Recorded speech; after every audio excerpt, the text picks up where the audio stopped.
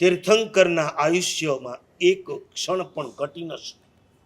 વધી તો કોઈનું ન શકે, પણ તીર્થંકર, ચક્રવર્તી, વાસુદેવ, બળદેવ, પ્રતિવાસુદેવ આ બધાના આયુષ્ય કેવા હોય? નિરુપક્રમ. આયુષ્યના બે પ્રકાર લખો. આયુષ્યના બે પ્રકાર, સોપક્રમ, સોપક્રમ અને સેકન્ડ નિરુપક્રમ. હવે આ જોડાક્ષર આવે ને એટલે બધા બાઘાની માફક જોયા કરે.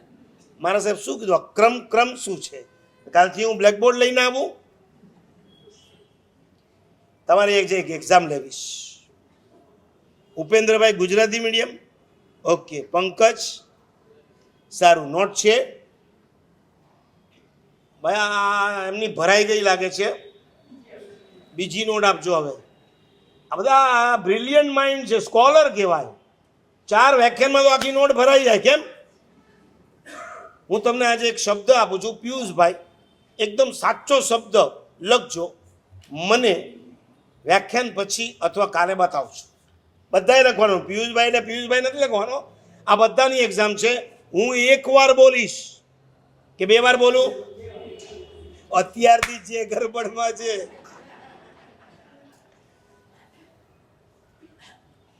તો પાસ કઈ રીતના થયા મને એ નથી સમજાતું. બધા હે તમને BA BCom CA બનાવ્યા કોણે? એક શબ્દ લખું છું, એના પરથી મારે છે ને તમને જરાક તમારો દાણો દાબવો છે કે તમારું ગુજરાતી કેવું છે.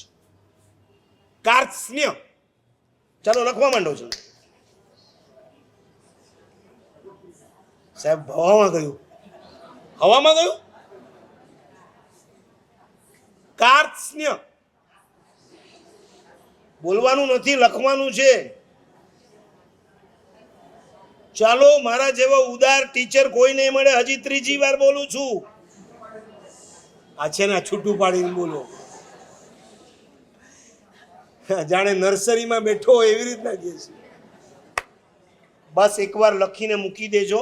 કોપી મારતા નહીં, આજુબાજુમાં જોતા નહીં. ખાલી મને ખબર પડે કે તમને કેટલા જોડાક્ષર ફાવે છે.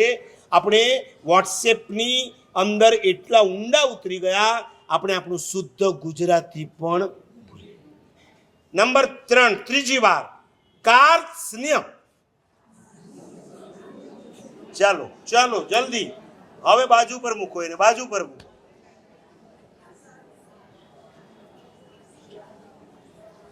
આયુષ્યના 2 પ્રકાર,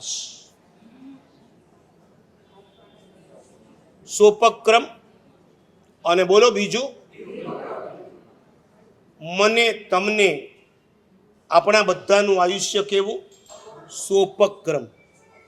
તીર્થંકરથી લગાવી પ્રથમ સંઘ્રેણવાળા નિરુપક્રમ.